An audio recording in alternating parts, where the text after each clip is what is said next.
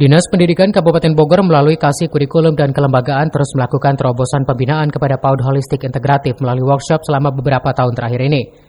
Dari tahun 2022, Disdik sudah melakukan pembinaan kepada 200 PAUD hingga tahun 2023 ini sudah ada 600 PAUD HI yang mengikuti workshop. Pengembangan usia dini Disdik Kabupaten Bogor genjot PAUD HI melalui kegiatan workshop.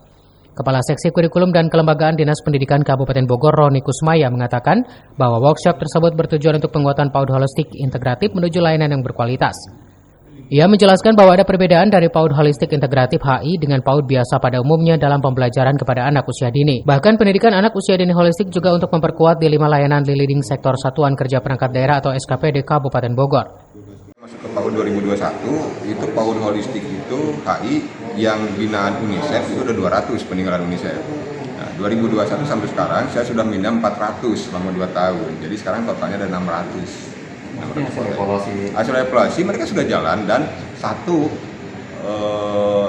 kemarin TK Hanifah di Sukaraja itu sebagai pilot project karena dia menjadi pusat kunjungan studi banding dari Kota Makassar.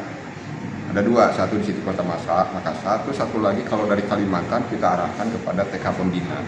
Jadi TK-TK kita ini sebenarnya banyak dikunjungi oleh kota kabupaten lain untuk HI-nya sebagai percontohan. Dari Kabupaten Bogor, CV Suryadi melaporkan.